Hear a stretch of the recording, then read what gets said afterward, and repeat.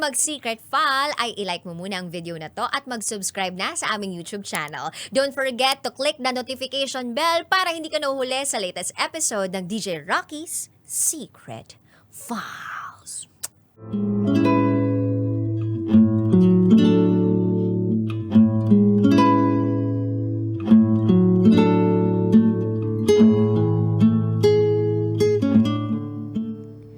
And now, it's time for DJ Rocky's Secret Files with Jello.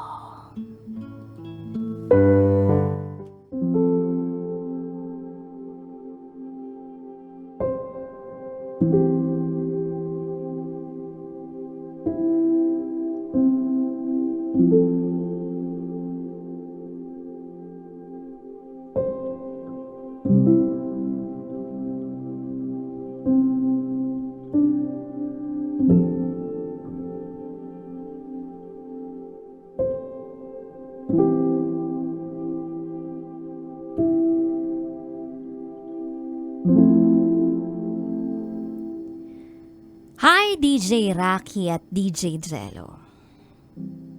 Silent fan niyo ako. Lagi akong nakikinig sa programa ninyo. I find your program therapeutic. At para bang hinihil ako nito from my past relationship. And now, napag-isipan kong magbahagi ng sarili kong storya so that I can help other people and learn from my experience. Itago niyo ako sa pangalang Mitch, 45 years old. May isang anak at nakatira sa Australia. This is my secret file.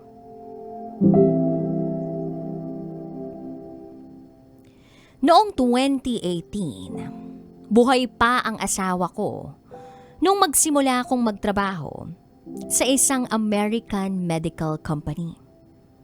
Tuwang-tuwa ako kasi marami akong kababayan at mga tita na tutulong sa akin pag hindi ko alam ang gagawin.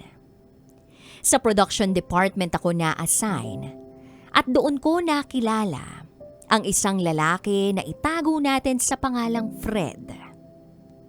Si Fred ay single, maputi, pogi, at malakas ang appeal. Isa siya sa mga forklift driver. At ako naman ay picker. Naging magkaibigan kami ni Fred. That time, kung tawagin ko siya, Kuya Fred. Dahil mas matanda siya sa akin ng 8 years. Ang kwento niya sa akin, matagal na siya sa Australia. At kasama niya ang kanyang ina at kapatid. Etong si Kuya Fred ay driving instructor din pala. At nagtuturo siya kapag weekends. Kaya hindi na ako nahiya at nagpabook ako agad ng driving lessons. Weeks passed and I found myself falling in love with Kuya Fred. Alam kong mali, DJ Rocky at DJ Jello. Kaya itinago ko na lang ang nararamdaman ko sa aking sarili.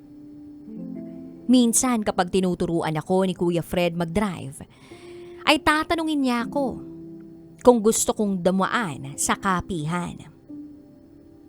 Siyempre, sabi ko, okay, tutal, magkakape lang naman kami. Mahilig si Kuya Fred sa mga kotse at marami siyang mini versions na koleksyon sa bahay nila. Kaya nga minsan, inaya niya rin akong dumaan sa bahay nila para ipakita sa akin yung sports car at mini display car collection niya. Meron din siyang 2 sports car. Etong si Kuya Fred, nagkukwento na mayaman daw sila. Pero nung makita ko ang bahay nila, napaisip ako. Luma na, amoy matanda, makalat, at may mga ipis at daga. Wala ang nanay niya at kapatid niya nung dumating kami sa kanila. Ang inabutan namin ay yung isa pa niyang kapatid na itago natin sa pangalang Kuya Art. 3 lalaki sila. Pero yung youngest brother niya ay half British. That time, medyo nalilibang ako.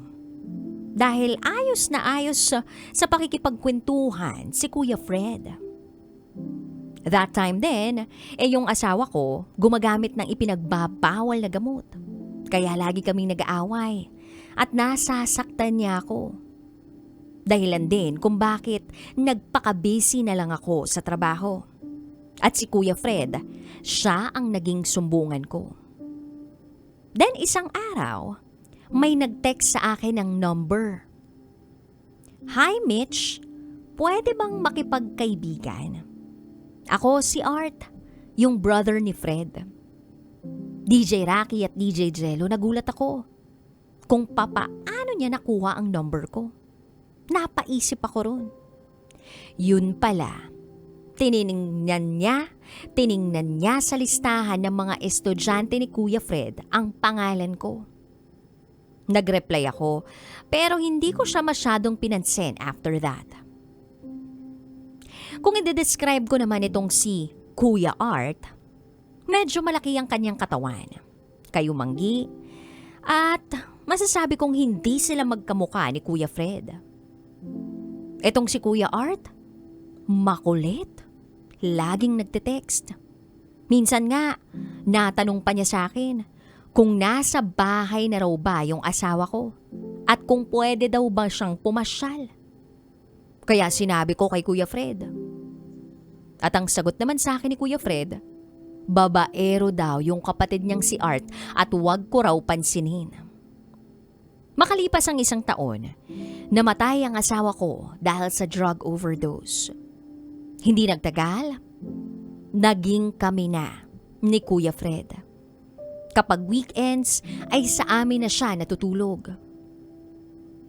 Kaya lang, may problema itong si Kuya Fred. Kailangan niyang uminom ng gamot para maka-score. DJ Rocky at DJ Jello, napansin ko rin nakakaiba siya kapag nakikipag-make love. Parang hindi siya marunong magbigay ng pleasure. At parang wala siyang love. Then isang araw tumawag sa akin si Kuya Fred. Galit na galit.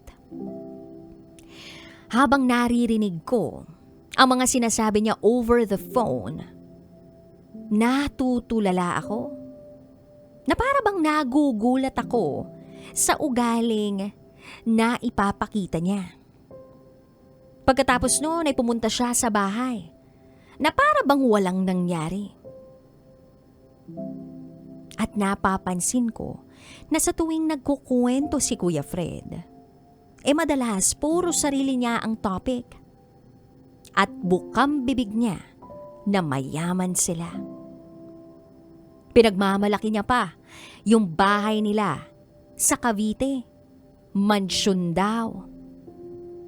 Ako naman nakikinig lang.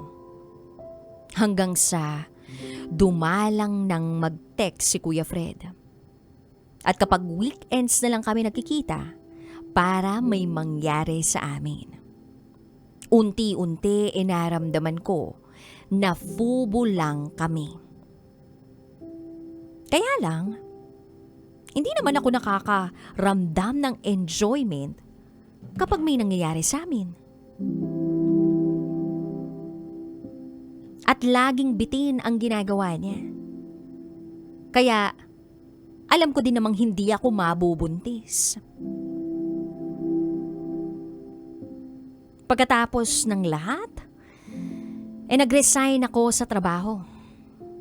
Nang sa gayon, may mag-alaga sa anak namin na that time 5 years old pa lang. Nililibang ko yung sarili ko noon sa bahay nang biglang may nag-text sa akin. Si Kuya Art. Tinatanong niya ako kung pwede raw ba kaming magkape o kumain sa labas. DJ Rocky at DJ Jello. Pumayag ako. Kaya lang, hindi ko akalain na meron pala siyang ikukuwento na ikagugulat ko.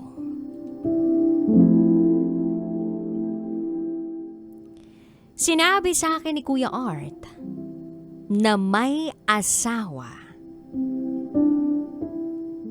si Kuya Fred. At ang kasama ni Kuya Fred sa bahay ay yung babae niya at yung anak nito sa unang asawa.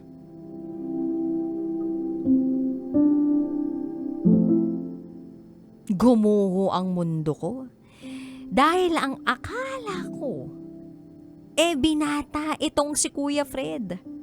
Dahil yun ang sabi niya. Yun pala, may asawa siya. At sabi ni Kuya Art, posibleng kilala ko raw yun. Dahil dun din sa medical company, nagtatrabaho yung asawa ni Kuya Fred.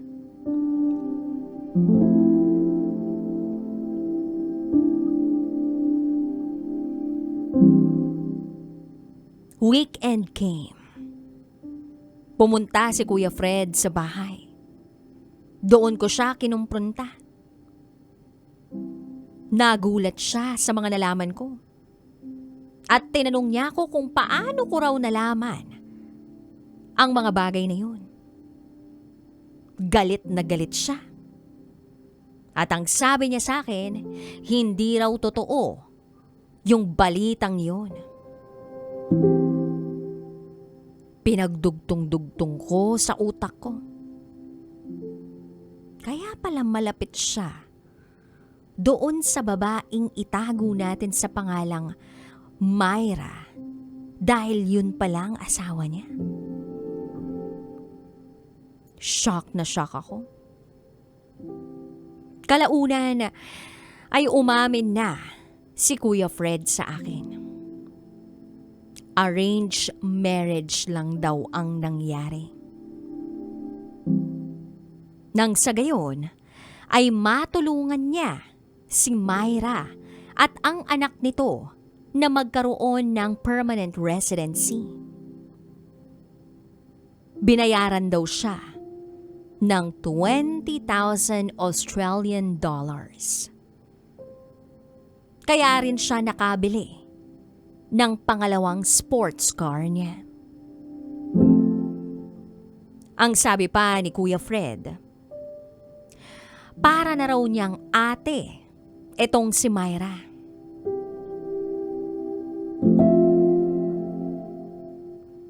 Ako naman sinubukan kong kumalma at ipagpatuloy ang aking buhay. Lumipas ang ilang araw. Tumawag si Myra sa akin. Tinatanong niya ako kung paano ko raw nalaman ang sikreto nila ni Kuya Fred. Dito na ako umamin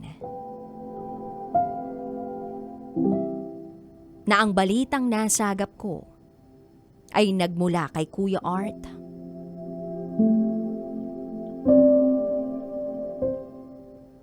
Nagkwento pa si Myra sa akin. Eto pa lang si Kuya Art, and meron ding asawa at mga anak na nasa Pilipinas.